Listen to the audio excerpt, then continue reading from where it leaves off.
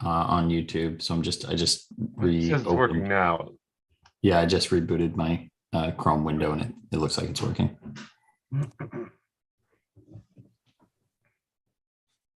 There we go. All right. I think Allison might have gotten kicked Drop. out somehow. Well, I didn't kick her out. I don't know if anybody else is a host, so I think she dropped. Oh, okay. Yep. All right, so let's call to order this meeting of the Easton Reading Region 9 Joint Policy Committee at 9:04 a.m. On May 13th. Members in attendance: John Stinson and Chris Parkin. Call to order the Region 9 Special Policy Committee meeting at 9:04 a.m. Members in attendance are Sarah Lieberger, Cheryl Graziano, and Kathy Thompson. Great. First item on the agenda is the approval of minutes. I think we had a whole collection of minutes we were looking to approve here as indicated on the agenda. I'll look for any corrections or additions at this point. Hearing none, I'll look for a motion to pass for the joint committee. I think you can deem them approved by unanimous consent if there was no comment. Very good. We'll deem them approved by unanimous consent for the joint committee.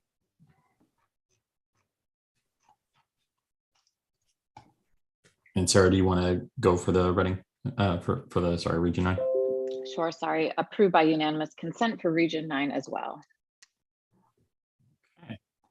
That will take us to our next item, which is public comment. Any members of the public wishing to make comment should use the hand raise feature to indicate so.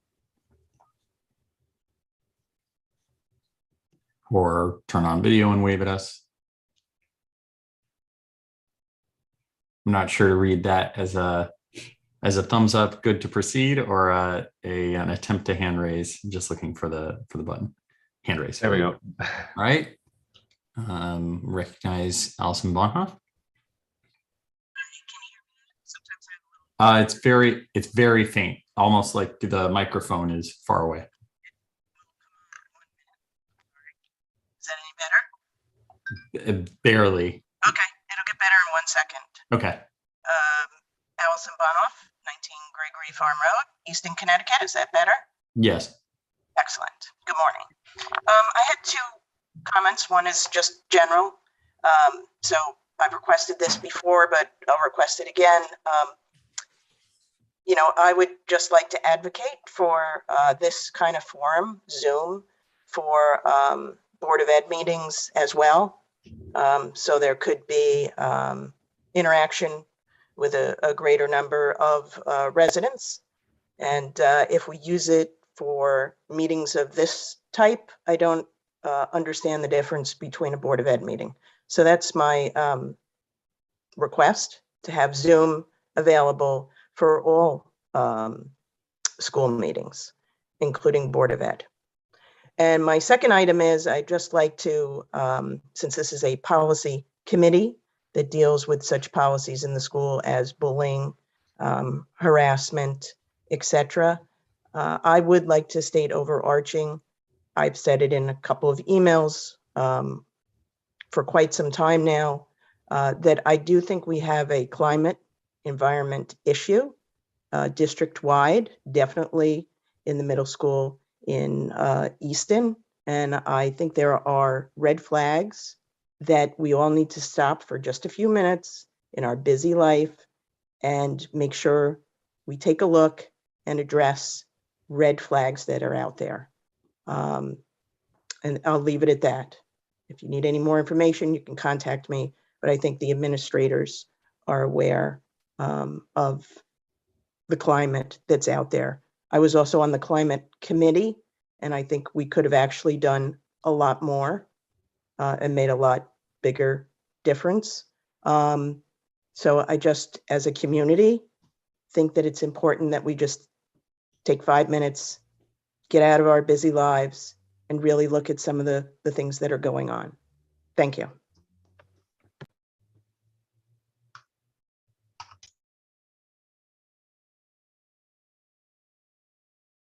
If there's no additional public comment, we'll move on to committee member comment. Hearing none. I just want to say thank you, Allison, for your comment. And although the dialogue is not typical for public comment, note that I've heard your comments. Thank you. All right. Any additional committee member comment? All right, that'll take us to discussion and possible action. We have the sort of standard collection here, policy review process, administrative updates, and model policy review. In the interest of time, making sure we don't run out of time, that is, I want to give Dr. McKinnon an opportunity to jump in with any administrative updates before we dive into the sausage making. No, I'm just eager to discuss kind of where we are in the process of looking at our policies, and we just need some direction so that we can start modifying the policies. And we have a couple of eager employees at central office who are ready to make adjustments for first reading and second reading on certain languages, on certain language of the policies. We had Vicky look specifically at the FMLA policy. I know that Sarah, you choose to look at that as well. And yeah, well, we're ready to get to work. Awesome. All right. Well, then I think that'll take us to the review process, right? And sort of how we are looking to proceed. As a quick update, at the Tuesday meeting, the Easton board approved for first reading both the repeal of the existing policy, with the exception of a small list, the sort of Schedule B list, as well as the approval of the large collection of model policies from Shipman. And it's the same list that the Reading board approved. So at least at this point, I think we're at the same stage with the same set of policies. And so I think a part of the question is does it make sense? Is Region 9 proceeding with the same list or a separate list? And if a separate list, then just what we should be doing on the Easton and Reading sides to try to coordinate as best we can. As an update, also, I would flag something that came up in conversation this week, which is one policy that we didn't exclude from the repeal list that we probably should both exclude and discuss is the staff tuition policy that allows staff members or teachers to bring their students into district at certain tuition rates, which I think is different across all three districts. Mm-hmm. I don't think we should be repealing that for a variety of reasons. And we might want to be having a global conversation about whether we unify that approach across three districts, but that I think gets into the parking lot list. Yeah, I agree. And we discussed it with the Easton board. We actually had a specific sort of question of possibly altering, maybe broadening that policy during our meeting for a specific sort of staff member and sort of student situation. And so went into executive session to talk about the details of that. But I think that sort of the big picture is we see opportunity for any of the policies that we may have missed in our existing policy that we want to save, to simply not move them to second reading. And by doing so, that will retain those policies. So we still have a lot of flexibility because of the way that we structured our motions and our sort of our first reading. Great. I just wanted to jump in because I think we left off last week that I would share with our board how we were moving forward, ask them to review again ahead of our Region 9 board meeting that's coming up.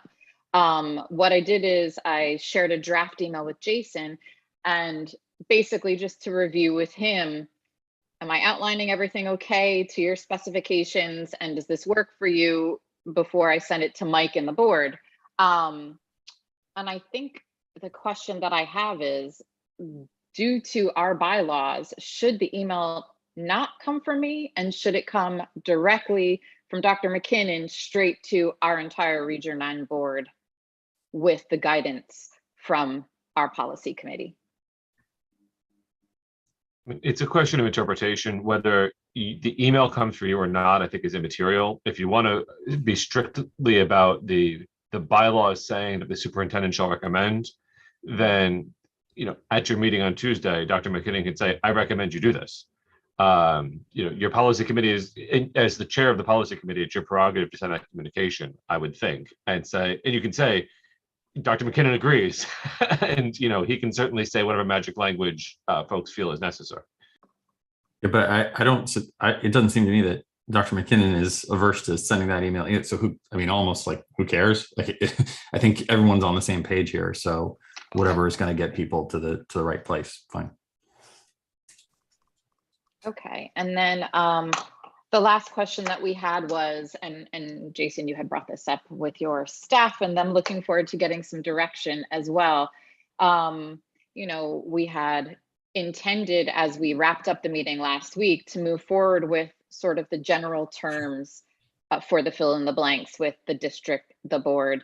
And we've been circling back and forth a little this week because I think Mike wanted a little clarification, and now that he's here, we can bring him into the conversation.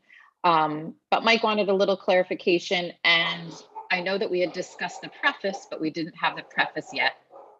And I'm not sure if we're going to get to that in a little bit, and my apologies for the dog barking. But the preface, I think, would help, but I still think that Mike's preference for our board would be to have the specifics of Region 9 mentioned in those fill in the blank areas. And Mike, feel free to jump in, and you may or may not have had a chance to talk to Dr. McKinnon about this, so feel free to share. Okay, yeah. I do feel like we do need to fill in the blanks to consider the policies. And I do think that they should say Region 9 board. There are certain templates that are listed so some of the templates just have a blank that you could, the blank, or where you could put district or you could put board, but some of the templates actually have the blank Board of Education on them. And again, I'm not an attorney, but my interpretation would be there's a reason why some of the templates have that level of specificity on there, the blank Board of Education. Like, it might be something that requires a little more detail. And so for those, I would prefer to, and to see that it says the Region 9 Board of Education. And again, I think that all of our policies should have the Region 9 board on there. I think that we sort of flagged this issue for Shipman in that there are some policies that say district, some policies say board, some policies that say Weston Public Schools, some policies say Wethersfield Board of Education, whatever it is. And when asked whether that was a distinction with a difference or a distinction without a difference, and whether it was intended or not, the response we got was, oh, that's an interesting observation. I have no idea. So there seems to be no actual intent. This is, I think, the result of multiple draftspeople over multiple drafting years that have different stylistic preferences. And I don't think there's an operative difference at all. And there's nothing in statute that requires that the policy specify which Board of Education it is. It is the policy of the board to do X.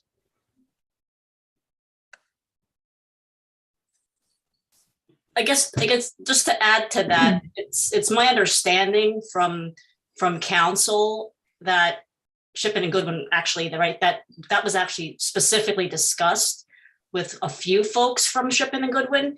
And just to add on to what Chris said, my understanding is that it's not, regardless of whether or not there are 3 legal districts, which no one is challenging, right? That Shipman did clearly acknowledge that. The approach that we're taking is perfectly acceptable and beyond perfectly acceptable, totally appropriate, and really has no substantive difference other than, if we were to have come out with 3 policy books. And so that would lead to my personal view, as far as an individual board member, is that it would help the administration prevent deviations over time, which is exactly where we are right now. And so just trying to think ahead beyond all of us serving in our functions, right? And even beyond current administration, that we don't want, I'm worried that by having this, to me, an inconsequential administrative difference is going to lead to substantive deviation over time, and we'll be back to where we are right now.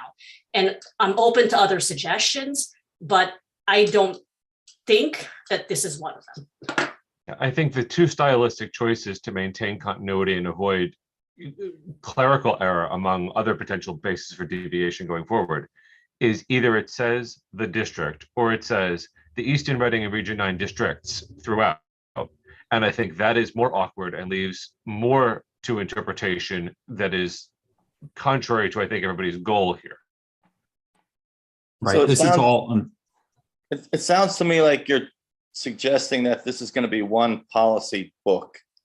And so that has not been my understanding of this, that No. I was of the opinion there are three separate policy yes. manuals, each with the majority of the policies being uniform, coming from the same source. And so I guess I don't understand why the language in all of them would refer to all three. No, I think that's a bad idea, and we're not advocating for that. I think the intent would be to use the district. What matters here is the title page of each of our policy manuals. And that title page will say the Region 9 policy manual, right? The Easton policy manual, the Reading policy manual, and everything contained within that can say the district because it's inside of the Easton, the Reading, or the Region 9 policy manual. And that just makes it easier administratively. I think Cheryl's right about sort of creating more opportunities for administrative mistakes because of simple changes like this, because people are imperfect, but there's technology where we can say, compare these documents. If we want to keep them in sync, throw these three documents into a folder and compare them. And what you want to come back for sort of the average administrative assistant who might be helping with this 5 years from now, you want the answer to come back from that technology, 0 differences, or 2 differences and they're meaningful, as opposed to 2 differences and it's the district will this or the district will that, which could easily get sort of confused with more meaningful differences if depending on the person who's actually executing that, because we don't work with perfect human beings because none of us are perfect. And they shouldn't be interpreted as a change in practice, because I'm looking at policy 1110, which is the first one I just pulled up, clicking through what we're talking. Right. Policy 1110 is communications with the public. And it starts, the Board of Education believes it is important to blank, blank, blank, blank, blank. The board this, the board that, the board this, the board that.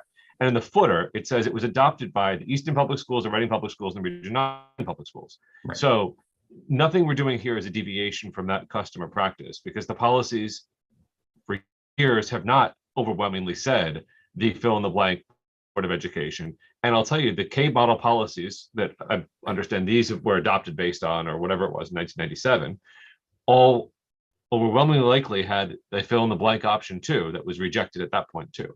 Right. So none of our policies say identify the boards on them. A I handful didn't say do. none. So we pulled out one that doesn't say it, and we're, I guess Right. what I I'm pulled saying out is, the first one I clicked on. If you want to go through 195 and take a poll, we can do that. This is pointless. I don't know that matters. I also,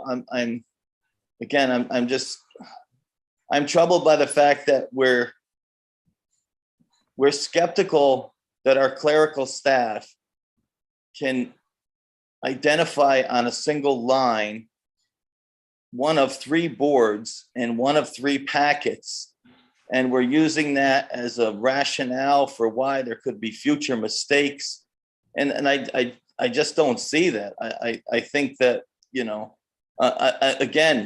I give our clerical staff a little more credit. We're not Mike, asking them to Mike, do anything. You know what? I'd be happy to have all the policies say the regional school districts chaired by Mike D'Agostino believes blah, blah, blah, blah, blah. And in Right. the preface say, wherever it says regional school district number 9, it also means Reading and Easton. Because it's a distinction without a difference. Yeah, It's the it doesn't point of matter, Mike, conversation. but it like could say you the want to move. stop our progress to have this fight. I don't want to have the fight. So we'll have 3 separate sections. I don't care. Mike, we're moving on now. Well, I- first of all, can I- I'm not the one. You're the ones that are bringing this up. All I did was ask 2 questions. Okay, why we don't feel that our clerical staff could do this, and why we are identifying one that doesn't have the name on it. That's all. Frankly, the burden is on you to prove why it should have the name. That's The correct. burden is on us to prove why it shouldn't. There's no burden for anyone to prove. there's 3 separate boards. The boards can decide what they want to do.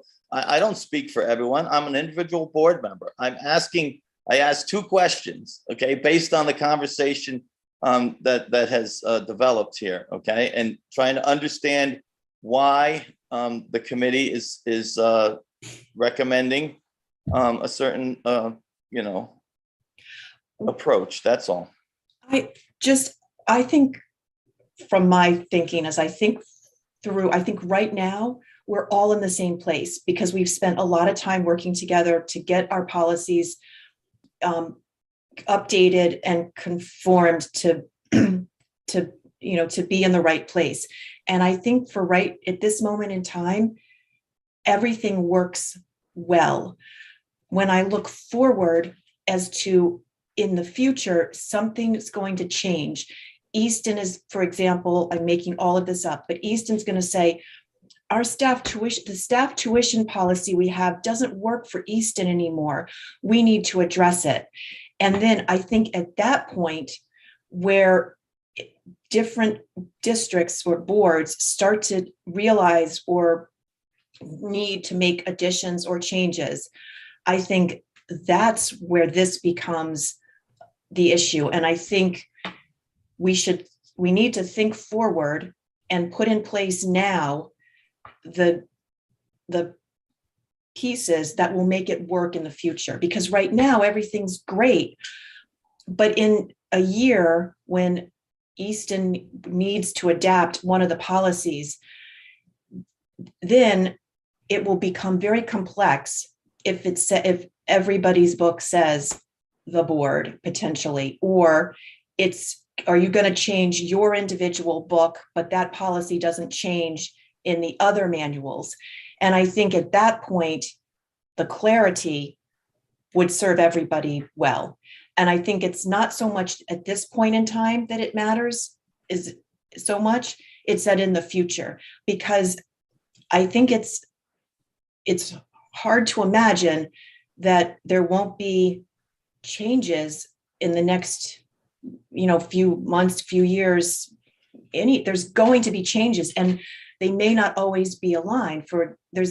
I think we could all, now that we're all very familiar with the policies, I think we could all imagine policies that might need to change for one district, but not the others, or become relevant for one, or a district needs a new policy, but the others don't.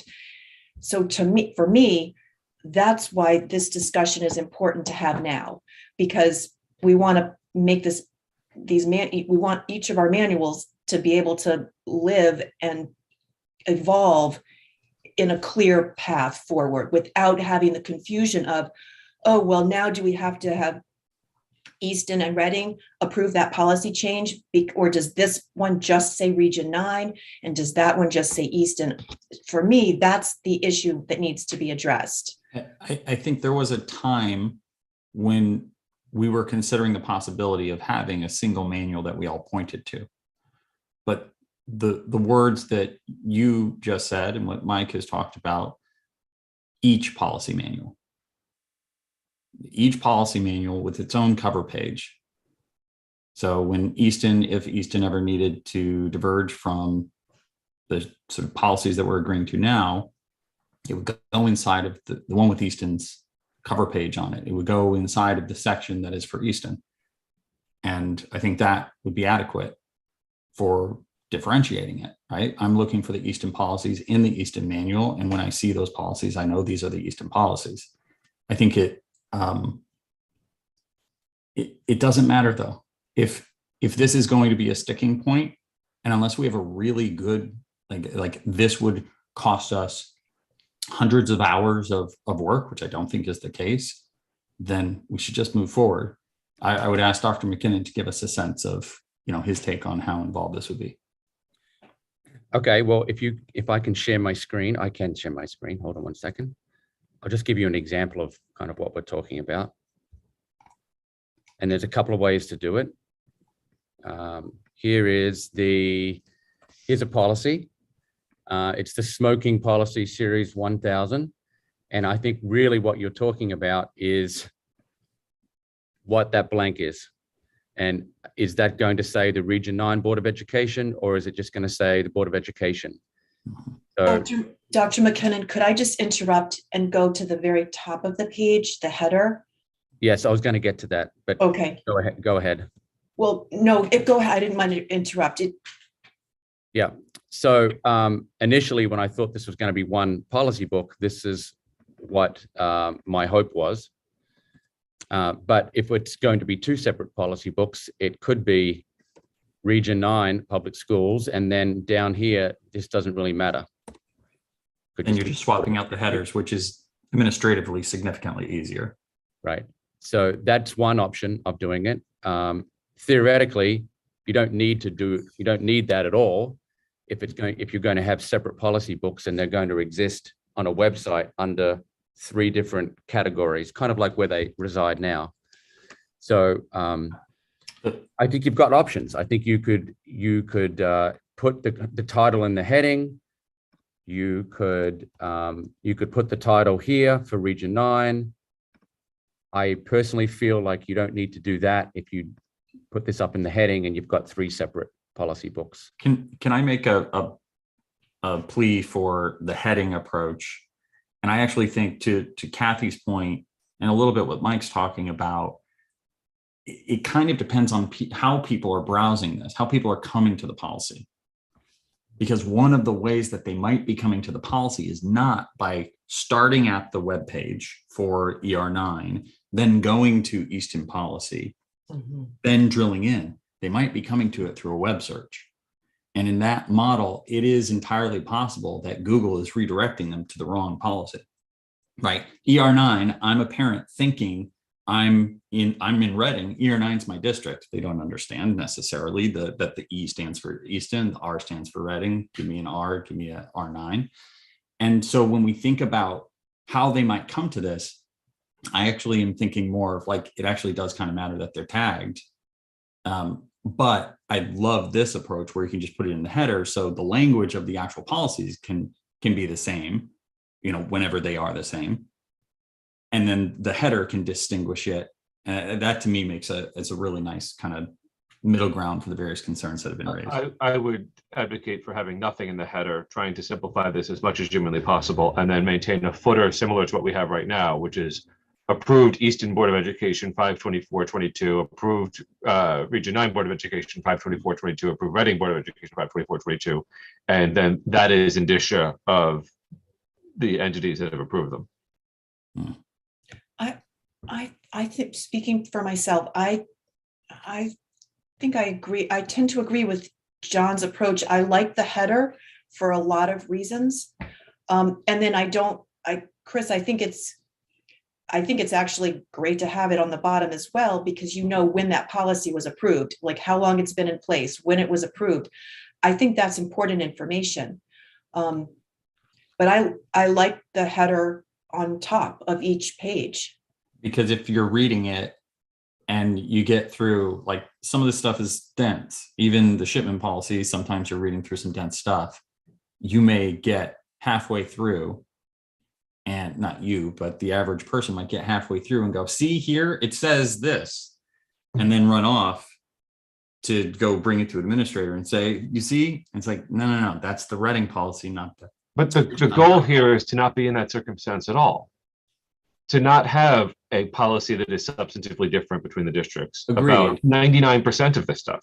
I So agree. we're solving for problems that shouldn't actually exist, and we're creating documents in triplicate for stylistic reasons that give rise to the exact problem we're in now after 25 years of divergence, where it's, well, everybody needs to adopt this change. Well, it got on the Easton agenda, so they took care of it. The Reading meeting got canceled that month, so they never got around to it. So now we have 3 different Title IX policies to comply with one law, and the administration has different procedures depending on where the kid lives. I agree. I understand the frustration, but as long as we are 3 separate boards, which we are, the possibility exists that we may walk down that path, right? Different board members, like tomorrow, we could have 6 different board members for Easton that feel very differently about the sort of cooperation. And that could mean that we start, and I don't like that idea. I think it would be an undue burden for our administration. I think it would make it harder and harder for us to keep talented administrators when we create those kinds of headaches. But I also, have to admit, like, that could happen. And I don't think that I actually think it's messier. Jason, you're still sharing your screen. Oh, yeah, I wanted to actually show you something. But just, this is something I did this morning before this meeting. I went in to approve a grant, right? And in this district, we have central office that does everything 3 times, right?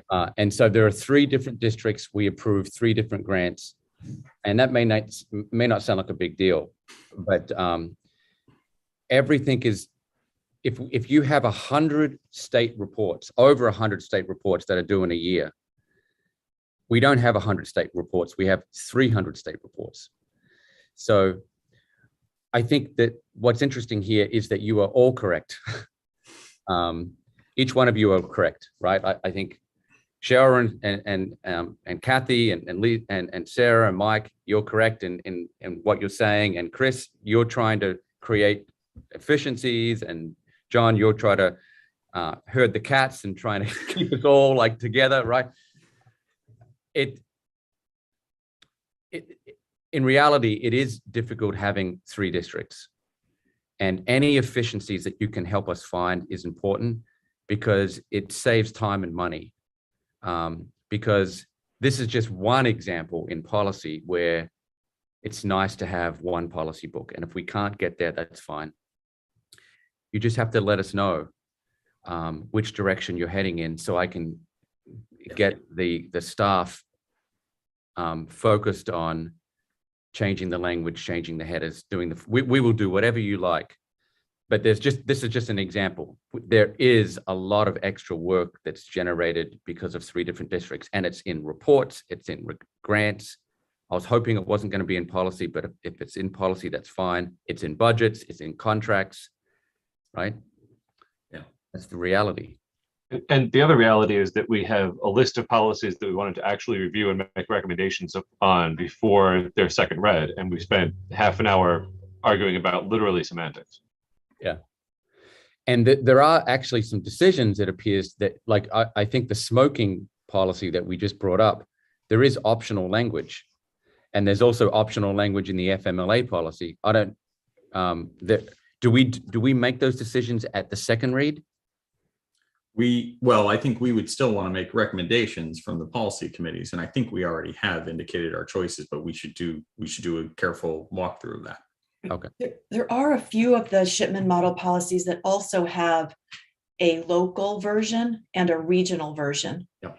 So I think there were 2 or maybe 3 policies that Shipman had distinct versions, local versus regional, which we have to, that's the nature of how we're structured. So we have to address that difference in the Shipman policy as well. And I think we had indicated that as well as we reviewed. I think there were maybe a couple of cases where there was going to have to be a difference, and maybe the hope was we could put in for the Region 9 district, whatever. If not, fine. There was at least one case where the regional language actually worked for locals. So I think we had recommended, let's just adopt the regional language, because it really doesn't make a huge difference for the local. So we have to go through and so tick and tie that as well. To come back to the headers, the footers, and that conversation, because I do think we need to wrap that up and give Jason some direction on how to move forward and how to instruct central office staff. I do agree that the header, I think, helps in terms of clarity. People don't have a ton of time, so if they land on something quickly, I don't think they're going to look to the bottom, Chris. As much as I would like to believe that it's clear on the bottom in the footer, I just know that people need brevity and clarity straight and upfront right from the beginning. So I think the header with the specific logo for Region 9, if that's how we're going to do it, if each district, are we just going to keep the ER9 logo at the top and just do the text update? Yeah, I find that logo to be very confusing to people. I know exactly what it means, Right, but right. other people do not. And It's so I gone. would give it that. I have a question. So, and a suggestion, but the question I had, Jason, was administratively, do you view, let's just assume in the body of the policies, we're just going to say generic Board of Education and then go with this header idea. My perception is that it's literally the same policy, but then somebody in central office literally has to say, okay, new header for depending on what policy you're talking about. So there is incremental work there, but I feel like it's less incremental work than trying to go through 80 policies 3 times and put Region 9 or Reading or Easton. Is Right. that a fair statement? Or Yes. is it kind of like the 3 times work no matter what?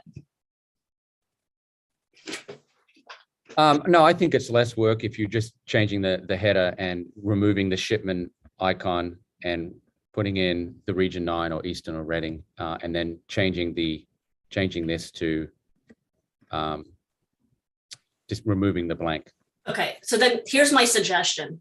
It seems like, at least I feel like it leads to whatever everybody in this call wants, whatever the rest of the 21 of us, I can't speak to that. But in the end of each policy, we have Easton adopted at this date, Reading adopted, Region 9, put that in the header.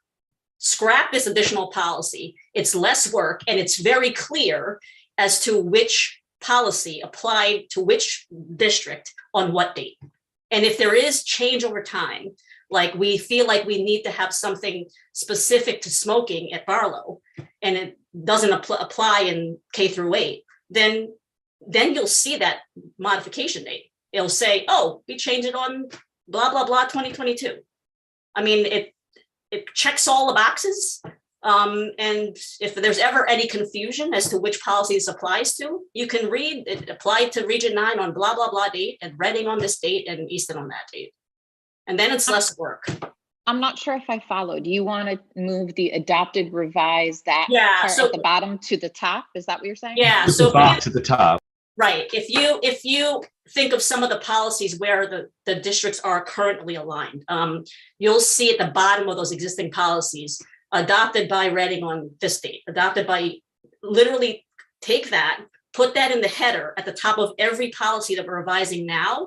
And then as each board decides whether or not to change whatever we're tabling now, then we can make that accommodation at that point in time.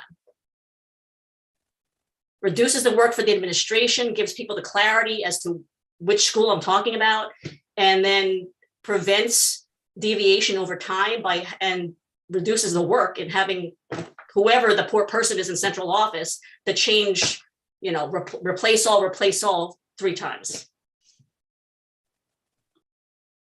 Right. So it would not say any kind of public schools in the top. It would just say adopted Easton date, adopted Reading date, adopted Region 9 date. Yeah, or you keep the logo in the corner if you wanted to, if people want to establish district, whatever, school district. Because that would allow you to have a single document as opposed Yes, to making aesthetic changes. right. And then it clearly delineate, why this applies to address people's concerns that, how do I know this applies to our school? Yeah, I think I would be supportive of that. I think my board would be supportive of that, but I think for Region 9, that's not the case. I think there's enough of a contention. I would be supportive of that. And if the Region 9 board wants to hold out and insist that a complete new set of policies say Region 9 at the top of it, they can impose that obligation on the administration, and we can have whatever opinion of that decision we want. So you're saying that instead of the title, it would be this? Similarly, but it would have to say adopted Easton, adopted Reading, adopted Region 9 with the date. Yeah, there was, who's it? Let me see if you can, Jason, or whoever's sharing screen, whoever, if you can find an existing policy. I'm trying to think of one where it's aligned, where it maybe the says that. title, Title Well, IX one, because we just changed well, that last year. Yeah, and the example that Chris gave earlier. Yeah. It kind of only works if Region 9 is on board too, because it's only valuable to, I'm thinking about the end user, right? So thinking about the parent who's looking is almost never going to be looking for Easton versus Reading, and is this policy the same in both? It's almost always a function of, I have a student at Keller, I have a student at Barlow, or I have a student at John Reed, and I have a student at Barlow, and am I reading the one policy? Like, that's the utility in having a single book. But I just don't, I just feel like the Region 9 is so opposed to having a single book, even if we sort of clearly articulated the sort of separate approvals. Well, we only have, in fairness to Region 9, we only have 4 people on this call. I don't know what the other 4 are going to say, but point taken, John. Just because one person has a strong opinion doesn't mean that carries the board, but fair point. I don't know what the votes are going to be. What it's worth, Oh, you muted accidentally, Chris. looking at Region 1, which is a similar sort of amalgam, and they just say policy adopted, and they don't seem to care. I'll try again. Try another shot. Name of school, because you're absolutely right, John. No, there are. Well, I feel like that's interesting. People don't know the difference among. That's a really interesting point. This policy is the policy of Samuel Staples, Helen Keller, John Reed, Reading Elementary, and Joel Barlow High Schools. That's interesting, but I think that from a user experience point of view, right, which is my core profession, that is the right answer. Yeah. But it's not just that as a consideration, I think. I mean, people still in deference to, people are agnostic. They just care about the school. People still call Region 9 ER9. Yeah, I know. And so same thing for Easton. Yeah, that gets right? Like that happens all the time, and I'm like, it's not ER9. Yeah, board members. Yeah. I'm just trying to think forward as to how we would live with this going forward, like how it would actually be used moving forward. So Cheryl, to your idea, if we have the adopted, revised up top, if somebody would still have to, for example, if there is a change, then that would have to be updated. So adopted by, you would say revised, right? But it might just say revised by Easton on March 4th, or it might say repealed by Reading on January 24th. Yes. In theory, you could have a very long header up there at some point, which might potentially be confusing at the top of a page versus where it is now. I think it's kind of like, it's not I guess when it's at the top, it becomes a driver of the content versus when it's at the bottom, it becomes more of an appendix. Right. And for the user, to John, what you were talking about from a user experience, that adopted, revised, repealed list with 3 districts could get clunky up top. It should only be last revised, really, right? So it's sort of adopted X date, last revised this date, and that could include Easton repealed on this date. See Easton policy XYZ. We are so lost in the weeds about. Well, I think we're trying to address. I think we're getting. We're trying to future proof. Well, I also think we're trying to we're kind of trying to do a hybrid thing here, which is tough. And I think we it's going to be simpler for everybody if we say Easton, Reading, Region 9 is in the header, or if we don't, but I think everybody's trying their best to make everybody happy. And I think that's why we're getting kind of down a rabbit hole. I mean, I'll tell you, I'm back to where I was in March, which is if we're having this ridiculous conversation about how we style 3 policy books, let's just all go our separate ways and make our policy books and not have this conversation, because it's a complete waste of everybody's time. And I thought we had gotten to the point where we were going to have a joint recommendation on these policies. We were going to put them forward, and we weren't going to argue about semantics. And so if all the policies have to say Region 9 Board of Education, fine. Put that there, and let's actually not waste another hour of our lives doing this. Instead of going through the policies we need to actually substantively discuss before May 24th, or we're adding to the list of policies that aren't going to get approved on that date.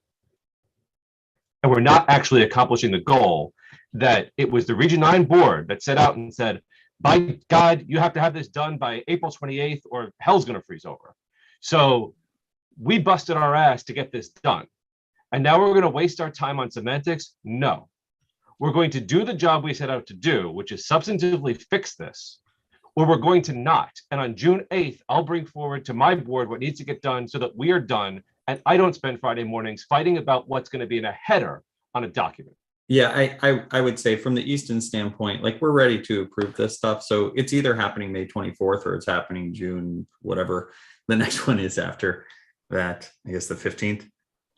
So just move forward. Stop making references to Region 9. There was a couple questions that were asked, and let's just move on. I mean, I probably could have filled in all 80 blanks in the time that's been circular discussing this issue. Let's just move on. If Region 9 wants to put it in, we'll put it in. Just move on. So the recommendation of the Region 9 Policy Committee is to do that? No, I don't support that, but if the committee carries it and would like to do that, I won't object. I think it's worth, I appreciate everyone's frustration, but I think by people going back to their corners, we're not going to make any substantive progress. And I think everyone should make a compromise, but that's my personal view. But in the interest of moving forward, so I think some people rightfully feel it's administrative. I lean toward that, but at the same token, I think it's worth it. We owe it to our successors to try to do something different. And I don't think, while we're wasting it's fair to feel that we're wasting our time. For some other people, this means something substantive. For me, it doesn't, but I appreciate that for others it may.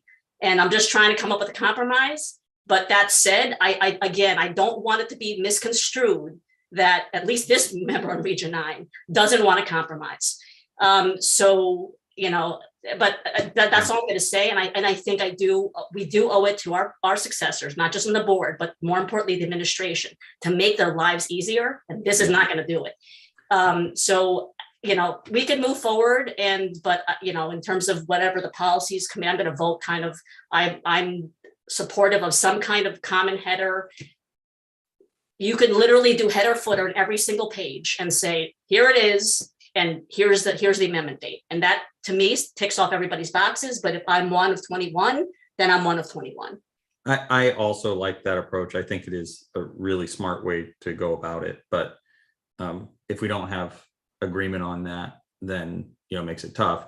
I think that the step down from that is the simple header that Dr. McKinnon has right now, and that it's basically the difference between this and the other policies would simply be the header being different on day one. And if changes need to happen, well, then we have to cross that bridge when it happens. I'm just going to flag my concern that there's been a lot of hypothetical discussion about if a month from now one of the boards wants to just sort of go their separate ways. That's how we got here, was different boards going their separate ways. And yes, there is a legal prerogative, and yes, there are separate legal entities. But when you have a codependent relationship like these 3 boards do, with a shared administration and a shared central office, the standard to change the policies should not be the whim of a board. It should be based on a higher expectation of cooperation. Legally, is that required? No. Practically, should it be required? Yes. And once you start saying we're going to just have 3 separate documents here and start playing around with the idea that we're just going to change things in the future, you're opening the door to having the same problem that we have now of disparate policies and disparate processes.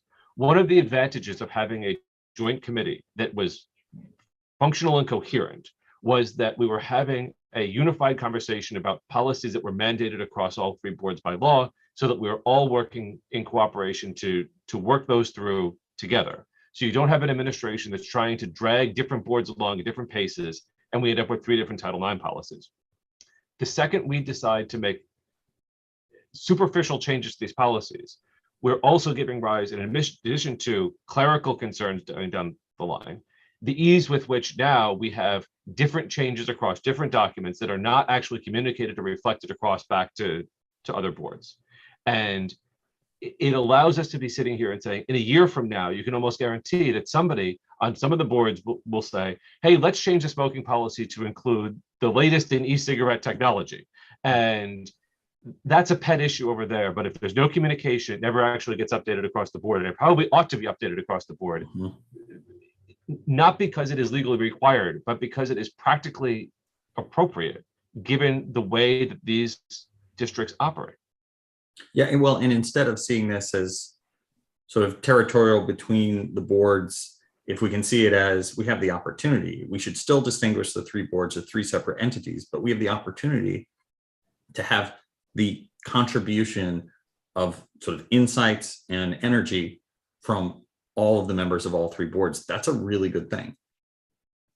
I agree. And Cheryl, I wanted to thank you for saying everything that you said earlier. I'm right there with you on the collaboration, and I want to make this easier for administration. Mike, going into this early on in the season, your reason for not bringing us forward as part of the ER9 policy committee and separating us as a Region 9 policy committee has essentially created double the work with double the agendas, double the minutes for administration. It has created, I mean, logistically, it has created double the work, and that may not have been your intention. I know you wanted us to have less meetings and to work towards less Friday mornings. We're all in agreement with that. But essentially, in the short amount of time, and to push all of this forward with the timeline that you gave us, it has created a lot of administrative work. Now, am I concerned about our central office staff? Wholeheartedly. I think we are running the risk of losing our staff at central office. We are running the risk of pushing out Dr. McKinnon by creating all this redundancy for him. And I want to eliminate that. We have great staff members. I want to keep them. Now, as much as I want to move forward and get to the stuff, Chris, that you have, brought up that we need to get through, our responsibility right now is to give Dr. McKinnon a clear idea of how he can move forward with these, because he does not want to do this once today and task his staff with naming and organizing this, and then Region 9 decides to change their mind after a first reading or by the second reading, and now central office has to rechange things again. So that is the consideration that I have right now ahead of me, is that not only do I want to be in alignment and do I want to collaborate with the entire committee here from all of the districts, I want to also save time from our administrators and to be efficient and to be mindful of their time and the roles and the jobs that they have. So my recommendation would be to align on the policies. I do like the idea of having at the very top, having it nice and clear when things were adopted, what school, etc. If we could bring that forward to a first reading, I think that makes sense. We are all then using essentially the same thing for a first reading, for the policies, for all of the boards to review. It's clear. Do I want to end up changing the header or the footer a week down the road? No, but I also can't make the decision for the entire Region 9 board. So I think that that's the best way that we can move forward at this moment in time. And we will make our recommendations to the Region 9 board and we can go from there. But I wanted Dr. McKinnon to have the guidance so he could move forward for central office as well. Can I just jump in? Thank you, Sarah, for saying that. I've got a question for you. I'm just wondering if I found a good example. Here's a current policy. Community Relations 1120A. Could someone tell me which board this belongs to?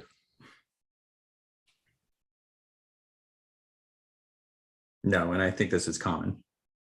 Yeah, and it has down the bottom, adopted Easton, Reading, and Region 9. Right. Here's another policy on community relations and videotaping. I think currently that you already have examples of policies that don't actually refer to a particular board. I think anything that dates to 1997 and hasn't been updated since Right. was similarly adopted in 1997 by all three boards. Once you get into policies that were adopted in the past couple of years, it has a different Yeah. style. So I think it's possible to not even refer to the board, and it could just be under a separate heading on the website. So I think you could consider that, and if you want to go back, my preference would be, if you didn't do that option, would be to remove the blank here, to have the title at the top, and to do the adopt, revise down the bottom. I just think from when I look at APA and the Chicago style and the different styles of formatting, I wouldn't like to see a footnote at the top. A footnote is generally at the bottom, right? A footnote is, dates, more information, and so on. So stylistically, even though it would help us, I don't know whether it looks as professional as to have the information. Would it have basically a checkbox in the top, adopted by, and then each of the three districts with checks next to it, and then all the dates can live in the footer. But at the top and the right, you can basically say adopted by Easton, Reading, Region 9, check, check, check. Well, Yeah. and to meet the sort of user experience challenge, you could have Easton, Staples, Keller, Reading Elementary, John Reed, Region 9, Joel Barlow, and then have those check boxes. And then it is crystal clear to the average person, like, this is for John Reed and Joel Barlow, or this is for Keller and Joel Barlow, or checks all across the board. I mean, it makes sense, John, but I've just never seen a policy manual in any district that I've worked with, a policy for a school, right? It just. Yeah, but again, that's because I think the majority of this work is done by sort of attorneys who aren't thinking about the usability of it, and administrators who aren't thinking about the consumption of this, and especially in a situation like ours, where you could have people from two different districts and two different middle schools who also have children at a single high school. Okay. All right. Well, what would you like me to do?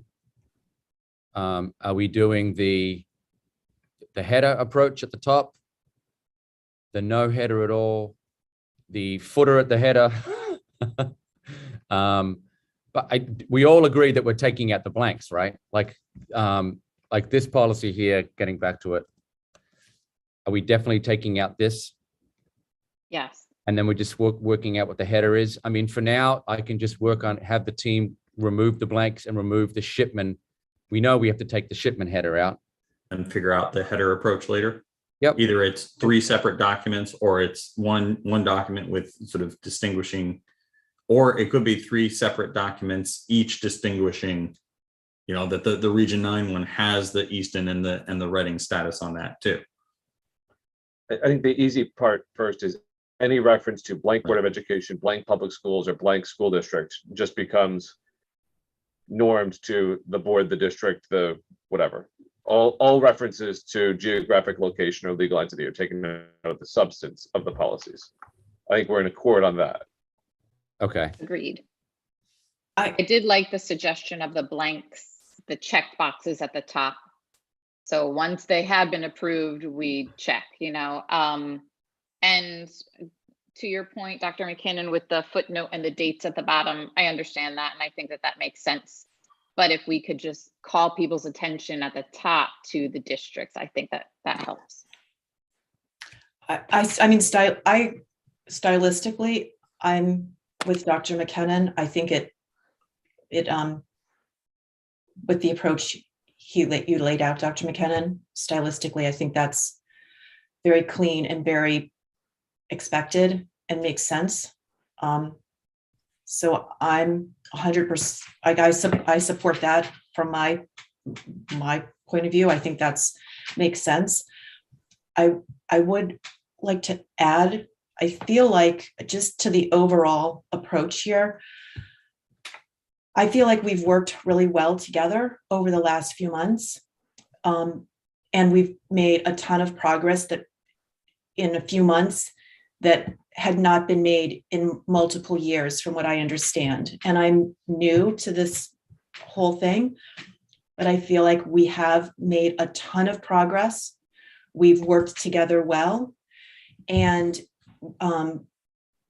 I feel like when it starts to get, I think there is frustration that is from history.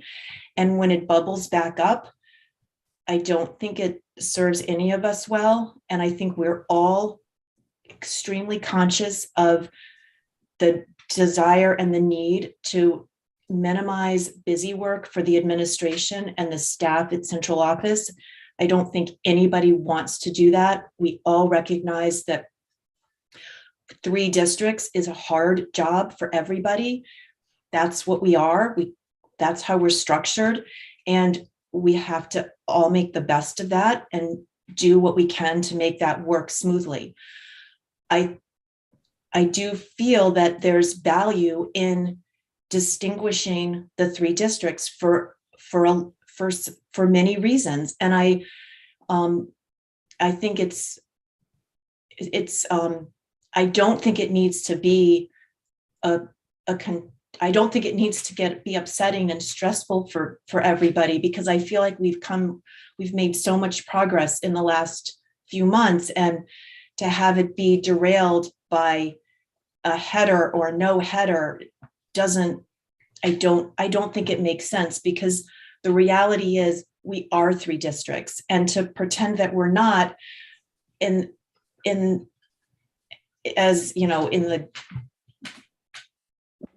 we are 3 districts. We're all trying to minimize administrative load.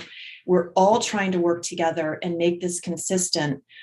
But because we are 3 districts, I don't believe we can ignore or diminish the reality that we may not always be exactly in lockstep.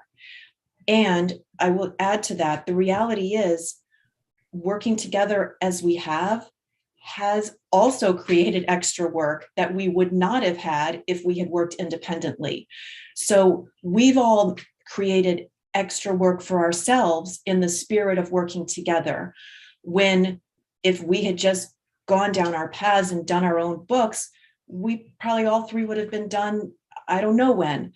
So there is it's not perfect. I mean, there's no I don't feel like there's a right or a wrong answer here. And I think Cheryl might have alluded to that as well. And I think Dr. McKinnon has laid out a very sensible, practical approach to the header, which satisfies, I think, everybody. And we all know we're going to work together. We don't have to eliminate, by adding a header doesn't mean we're not going to work together.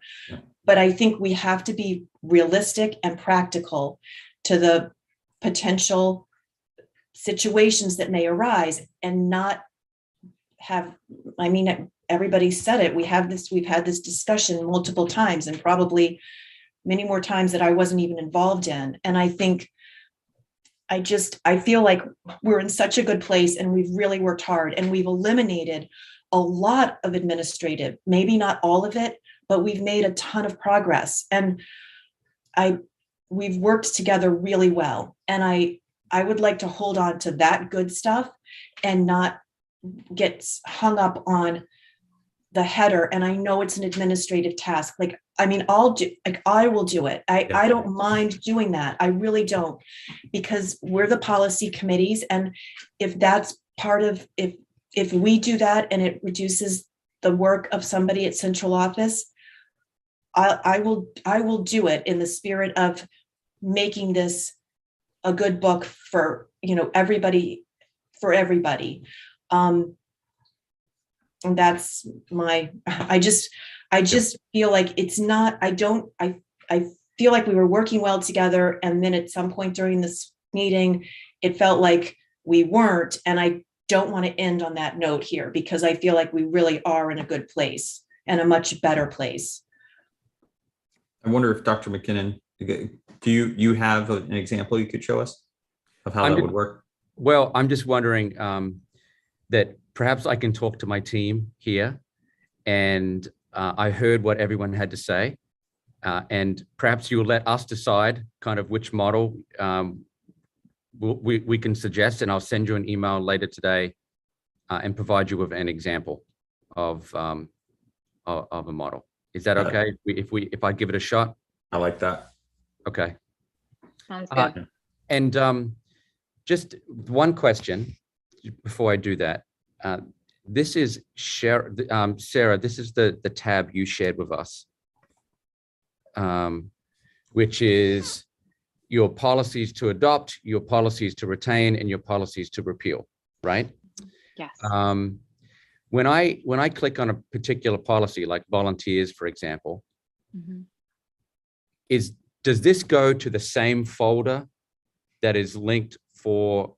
Are you all going? Is that going to the same folder, John? I don't know where Sarah was linking from. This is all going to our original policy, the original policy folder, the model one. Right. So not the one that we have copied for first reading. It was the original. Right. Okay. So if I'm going to ask my team to start making changes, should it be to this folder, because this one still has the comments. Right. Um, It should be in the copied one, but the copied one may still have comments because we didn't copy them policy by policy. We copied all of them. So what I would say is we take the sort of snapshot of the first reading that Chris did, the first reading that we did, and that Easton did, and use that as the sort of, this is where we're moving forward from. This is what we're editing on. This is sort of where we're putting the headers on. okay.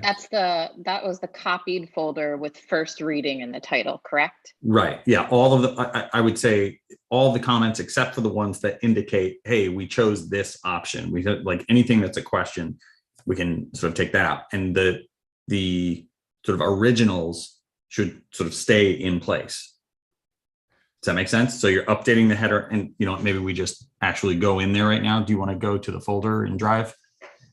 So just to clarify, where Sarah is linking me to right now is your original policy. Should be the originals. The original with the comments, with our questions and the notes from each and every meeting. They're all still in there. So is that's the one that I shouldn't change the header? Right. Correct. Yeah, don't change those. Correct. Can you just show me? I'm going to stop sharing. Yep. You show Well, me. if you go to the policy drive, so that folder is inside of a folder, right? That file is inside of a folder. Okay. Called, I don't know, policy work or something like that. I'll get to it here. So we're in shared drive.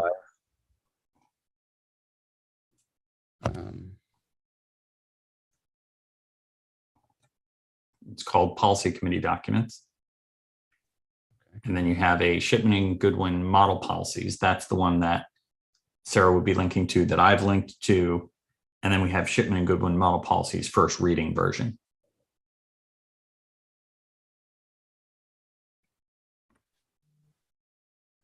Okay.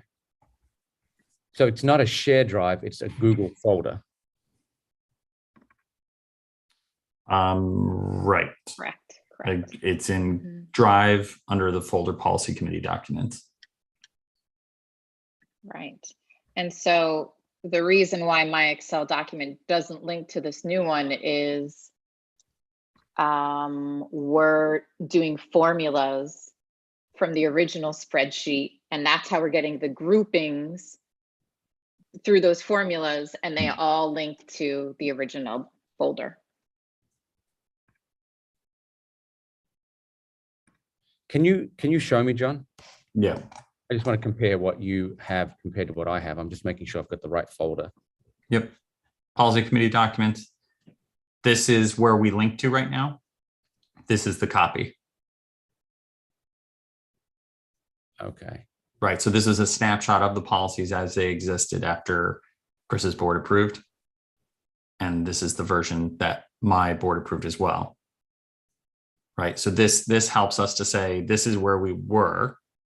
But if people are going to look between now and second reading, and you're going to be, eliminating the blanks, consolidating the choices, where we've indicated a choice, putting a header up at the top. If you do that here, then the links still work. Right. So people are linking into the sort of the version that we are presenting for second reading, essentially. This is a snapshot so that we're all clear. This is what we talked about for first reading. And if we need to do any comparison, we're able to compare these two folders. Right. And in this version, and let's double check right now. Because of the way we copied them, and it's possible this one doesn't even have comments. So let's see.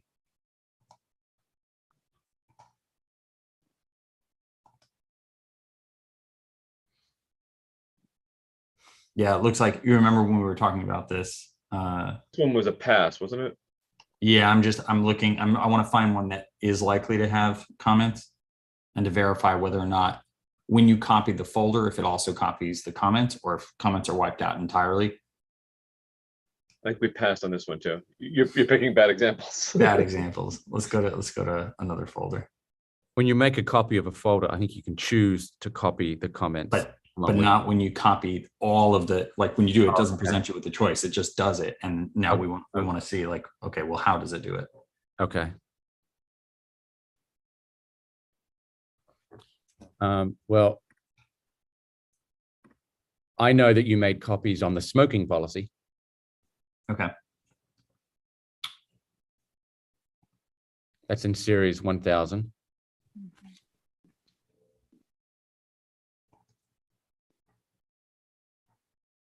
Okay, so that's not there. So comments go away when you make that copy. All right. So am I then, so this is what you agreed to do for first reading.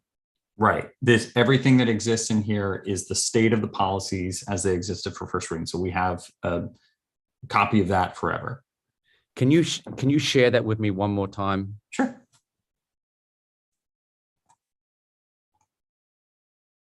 Thank you. And I just have to find, I guess I could have searched for it now that I knew the name. I have a shared drive, I have my own drive, and I've taken different folders and moved to different, so I just want to make sure I have the right one. I hear you. I hear you. So maybe even make it a different color, John. Okay. Okay, so what I would do then is in this first reading version, I would make it, if I was going to change it to different Region 9 Easton Reading, I would have to make a copy of this to change the headers, correct? If you're doing 3 separate policies, one for each board. Yeah.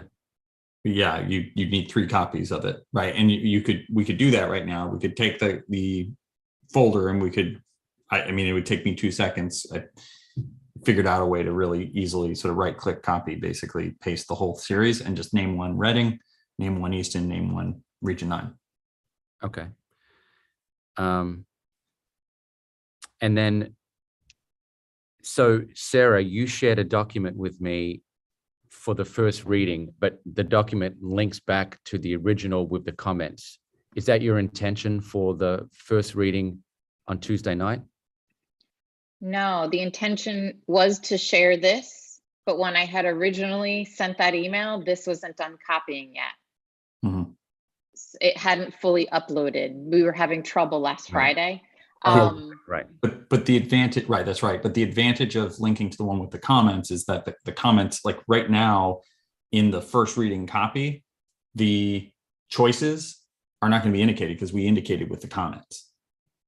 Right. So we've got the sort of that core text, but we don't have the sort of recommendation on choice A versus choice B. That's in the originals that you link to, which is good.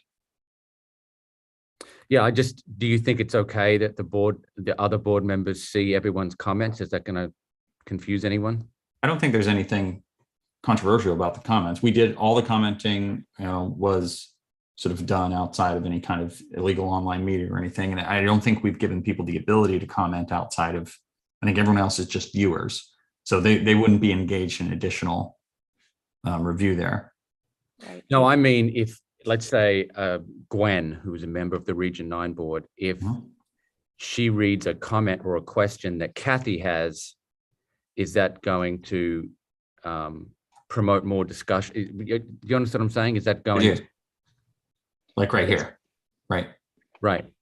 So you want that Tuesday night? Well, I think you need it. I would argue you need it for the choices, or we could just clean up everything that's in this folder right now.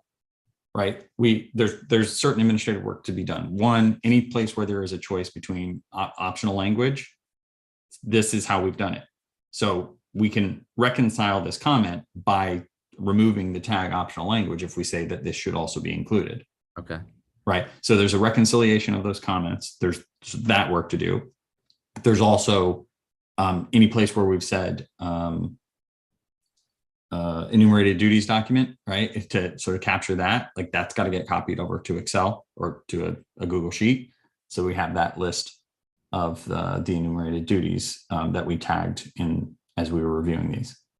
So the optional comment down at the bottom of this policy, will that be, will you make a decision on that prior to the second reading?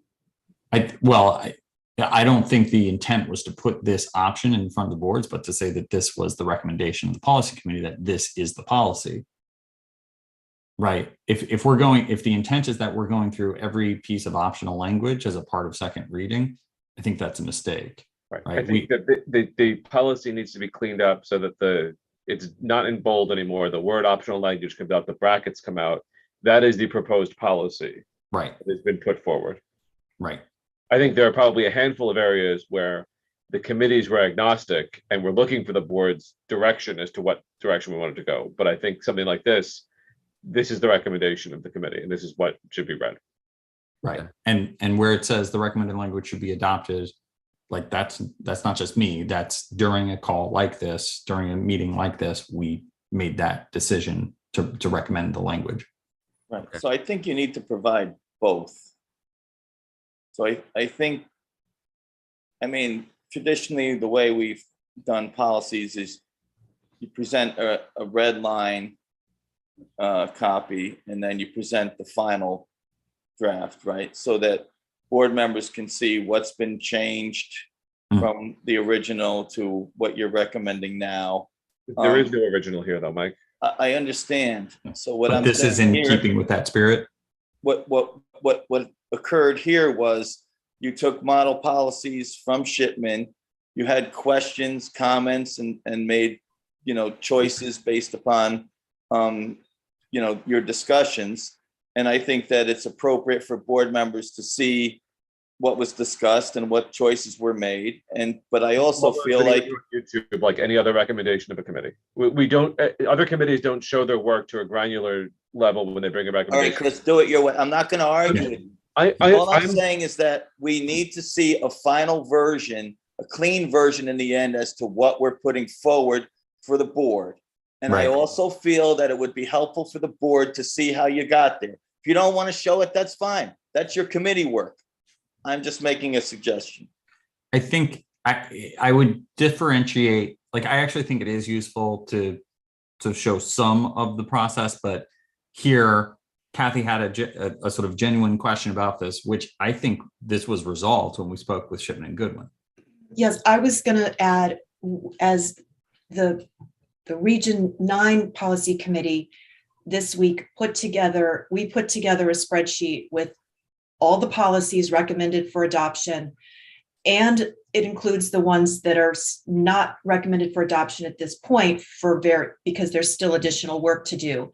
In that spreadsheet, it includes all of the Shipman comments and board and that we've received to date. So for example, if Shipman recommended this or explained what any area means, that's in this spreadsheet that we put together for our first reading.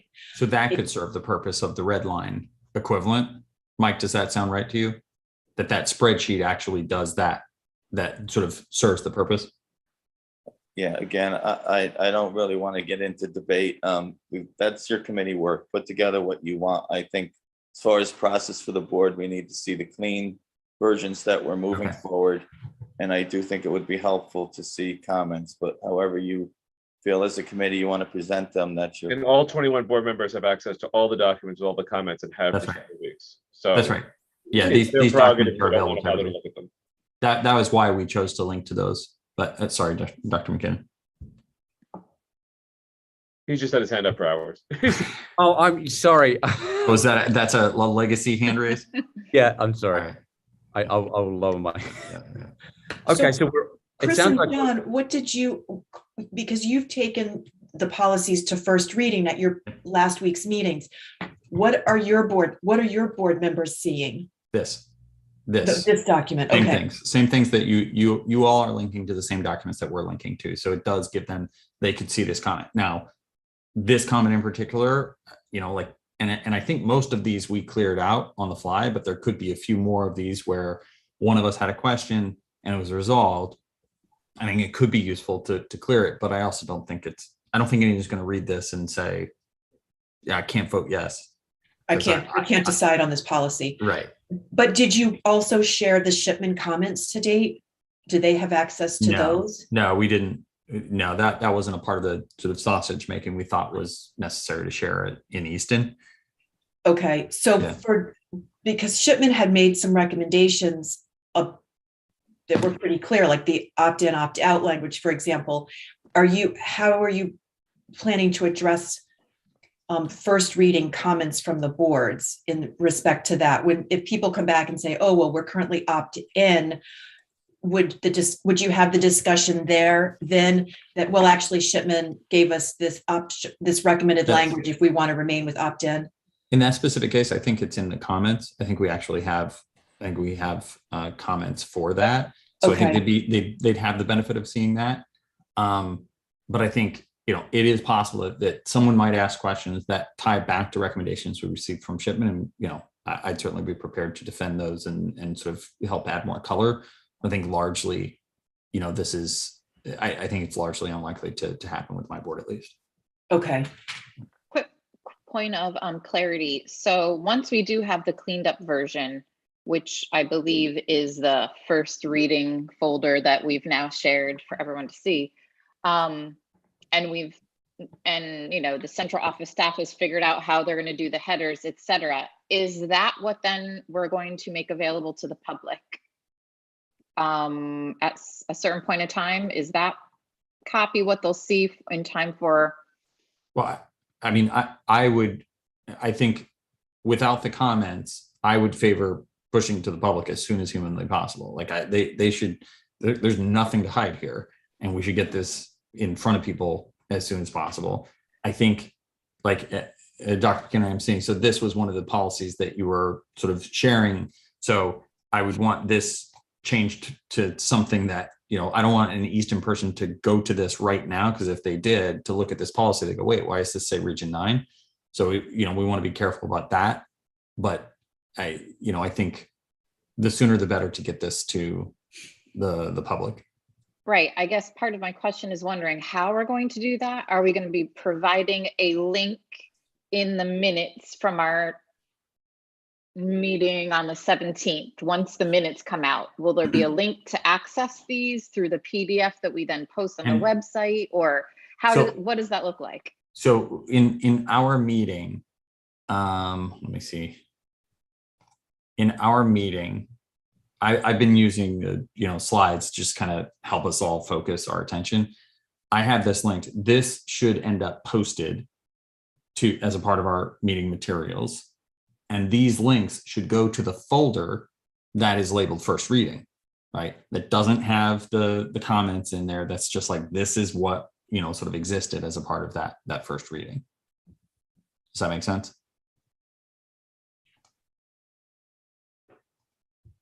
So then the public would have access to all those by way of those materials.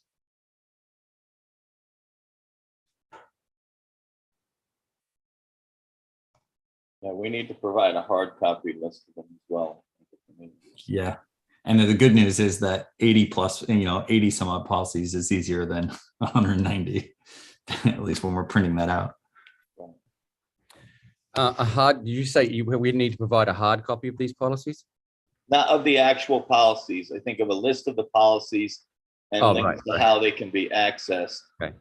And then electronically, we also provide that so that people can go on and link. Yeah, I wonder if it would be possible for, I have a feeling Sarah's going to have a hand in this. It's not Sarah Lieberger, but Sarah Schifani. I wonder if it would be helpful if Sarah Lieberger and I meet with you, Jason, and Sarah to talk about the logistics of posting those things and how, because to Mike's point, Right. if we can clearly articulate, go to era9.org and here's the link to first reading of policies, like that would be really, really nice. Okay. I mean, even putting it on the homepage. Okay. I have a 10:30 appointment, and I have assistant principal interviews for the rest of the day. So Which school are you interviewing at? I'm interviewing at central office. No, I was Oh, as if you were. oh, right. I'm right. I'm not. Right. Congratulations. I loved being an assistant principal. It's a great job. Yeah. So Sarah, can you please, instead of me sending the message to the Region 9 board about these are the, can you do that?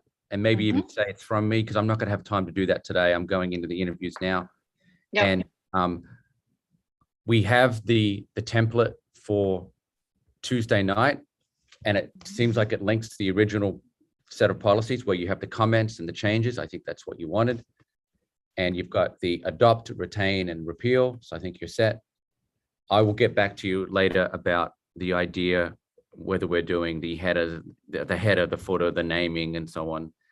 And then if we make any changes, like for example, if we do a separate header for each, then we'll have to do 3 copies of that folder, correct? Right. That's correct. And you shared with me that copy again, and I'll take it from there with Sarah. Yep. And is it safe to say that that cleaned up version may be ready for our Region 9 meeting on the 17th? Is this On Tuesday. yes. Okay, Well, just you want to see the current list where you started, and then you want to see the new list without the comment change. so I can share with the board, here's what we've been working on. Here they are in their working draft with our comments.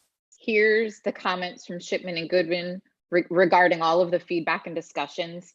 Here's the cleaned up version, just so they could see it all and have it laid out in front of them. Yeah. Okay. Okay. All right. Okay. Thank you, Good everyone. luck. Thank you. Thank you. I think that'll take us to committee member comments. I have a question about where we are and where we're going. We've spent an hour and a half on headers. And now, if it is still the goal of the 3 boards to have a second reading on May 24th, there is an enormous amount of work between now and then that needs to get done to go through the policies that have been advanced for a first reading, but still have work to do. And we advanced a number of policies to first reading on the expectation that this committee would take the time to go through and make sort of recommendations on things like FMLA, where we now have additional information from central office that we can act on. This committee has one more scheduled meeting between now and the tri-board. I'll tell you right now, I'm not sure I'm available next Friday morning at the moment. Okay. But even if I were, I'm not sure 1 hour on Friday morning is going to be sufficient to be in a position to have a recommendation for the 24th. So are we still proceeding in the direction of the 24th? And if so, how do we need to get from here to there to actually have a shot at doing this? And because frankly, we can't all do it on the 23rd or 24th because we have to give sufficient notice to folks as to what the recommendations are as to those that are being substantively changed from first to second reading. I don't think Region 9 has time to do it at the tri-board. second reading. I don't think there's enough time for I- our it's members tight. to be able to get this on Tuesday night and review everything and go through it. And I agree, there's a lot of things need to be cleaned up, more than I'm actually comfortable with going through first Yeah. reading, but that's where we are. But yeah, I don't think we can do it at the tri-board. I agree with that. I think as long as we're still sort of coordinating by way of these meetings, and we're being mindful of trying to eliminate as much of the administrative burden as possible, then I don't actually have an issue with Easton doing his second reading in June and Reading doing its second reading in June, and Region 9 doing it whenever it's appropriate. It would have been nice to do it at the tri-board, but I don't think it's the end of the world. I have concerns about the disparate results of that process. And if I can make a suggestion as to how to resolve perhaps that concern, I would suggest that when policies are brought to a second reading on the assumption they're brought to individual boards, that they be accepted and adopted for a second reading if and only if no changes are made to the recommendation that is brought forward. And if there are changes made, that they be held for a third reading, and that all three boards have the opportunity to see what the proposed changes were from the other boards, so that there might be ability to continue to reconcile, so that by the time we get to June 30th, we still end up in the same place. That's really interesting, because we could actually, if let's say Reading does some stuff, Easton a week later could consider that and sort of apply ours, pass that on to Region 9, and Region 9, wherever Region 9 lands. My guess is we could all- 80 to 90% of these will just be put through without much conversation. But I could conceive of a small batch of them being lightning rods for certain people who want to make certain changes. And it would be my request that none of the boards adopt policies with changes until everybody has the opportunity to sort of have a discussion about it, because we might all like those changes, or there might be a good reason why those changes shouldn't be adopted. And it could be that the Region 9 meeting in June is where the plane is landing. And then I guess what you're saying is like Easton and Reading would have to have their third reading to sort of ratify the final version that landed with Region 9. Well, I'm saying that, so Reading meets on June 7th, and we say these two policies need changes. We say, okay, everything else is accepted for a second reading. Easton comes through and says, okay, we're not going to touch those two policies because there's already this change. We've also identified a third one.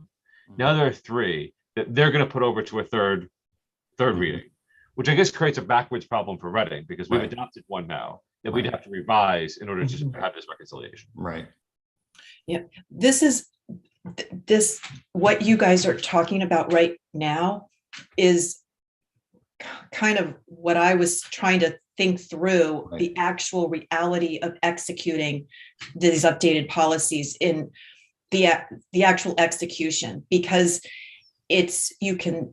what you're saying is a complex twist of multiple meeting dates, multiple people, different comments, and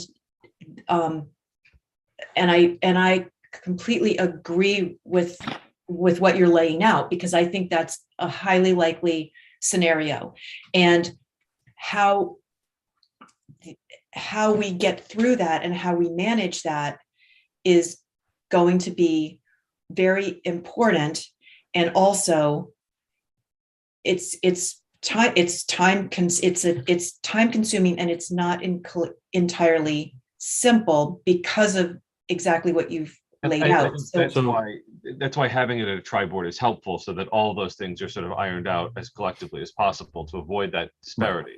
Now, I think that there's a couple other sort of twists here, one of which is that I think we're more or less in agreement that 11 days is too short a timetable to have this in polished condition. There's nothing stopping us from calling a tri-board in the month of June for the purpose of doing this, and there's probably other action that's going to have to be taken in June that I think we're already aware of. And so it's a possibility of converting the 14th or the 21st to either a partial tri-board or picking another date for the purpose of doing this as well is an option. Okay. So maybe we can dive in on that more next week, if assuming we have quorum. Okay. So Any- just, well, yeah. I just have just a question. So Sure. in I think the- we're still in process, by the way. We're not in committee member comment right now. Just right, well, this is a process question because so you guys have gone to first reading. At your next, at the next meeting, you will potentially have comments from people from other board members. correct. Those comments you will collect and then bring back to a committee meeting? to Well, discuss? I think the next time it would be an agenda item for us would be for a second reading. To the extent that there are comments following the first reading, I've asked that they come to me or to John in our capacity on the committee. Right. I have not received any comments. Nor have Frankly, I. I'm not sure I expect to receive any comments. Nor have Okay. I. It's not going to come up on an agenda for another round of just discussion and back to the committee. It's going to come up for, Second reading. well, on Right. second reading, That's which right. will either be adoption or put over to a third. Right. Okay, and that's when the discussion would be if there is any, if there are any issues. Mhm. And in the meantime, you may get some emails or comments from individual board members who had specific questions, which you Right. would collect and share potentially. Right. I would bring those to this group to say, Right. hey, Bob thinks policy 123 should say this instead of that, and we can discuss it. Typically, I mean, I was on policy committees 10 years ago, and I've never really seen where board members are trying to change Yeah. the language. There's been wordsmithing. Should that say shall or may? And why is there a comma over here? And that kind of Yeah. silly stuff. But I've never seen where board members suggest changes to policies once they're presented. Yep. So I know that was part of the discussion before, that maybe that's happened over the years, that boards have changed policy, and that it just hasn't happened. That's, I just feel it's important to say that we were opining on that for a lot, like, well, these policies change because boards don't change policies.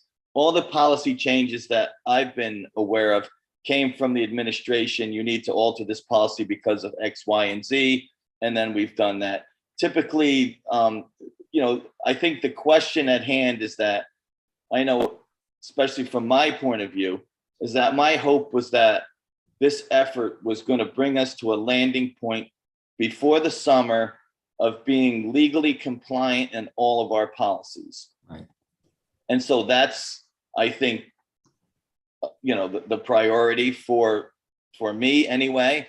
And so as long as there aren't policies that are outlying that we are not legally compliant on, or that council has concerns about, my hope would be that all of those were cleaned up before we finish this policy work, because again, at least on the Region 9 board, it's been conveyed that we need to kind of put a pause on policy for the summer and allow the administration to do some of the other important work. So my hope was to become legally compliant, have all those policies that need to be addressed prior to everything being adopted. So I hope that's all in the works. That's why it's important to kind of see all the policies being presented and see all the attorney comments to make sure that there aren't any red flags that are kind of outstanding. I think that would be the only issue that could come up down the line. I don't think you're going to get board members that are going to look to change policies. Now, there are a couple of policies that I did note that have two options. I don't know whether they've been eliminated or not. In the version that I saw, there was a couple of options. One of the options aligns to the current practice. One of the options is very different. I would expect that the option that aligns with the current practice would be the one that would be adopted. And then if there was going to be a change down the line, that would be taken under consideration, in the future. But I think that would be the only stumbling block if there was a push for an option to come in that was very different than what was going on now, that could cause that one to be deferred or postponed. But other than that, I don't see any language changes or anything like that. I agree with all that. Yep. I do Um, too. And Chris, I was going to say, because I think we need to move things along at some point, but back to your point of not sure if you can meet next Friday, if there were other options to call a special meeting for us to keep going through the Right. process, I would be in favor of that, even if it was a 2-hour chunk of time. So feel free to email us with your availability if that makes things easier. John, and I will let you continue on. All right. If there's no further discussion and possible action, then this time we really will move into committee member comment. Hearing none, look for a motion to adjourn. Thank you, Chris. Absent objection, the Joint Policy Committee is adjourned at 10:43 a.m. And if we have no other objections, I will move to adjourn the Region 9 Policy Committee at 10:44 a.m. as well.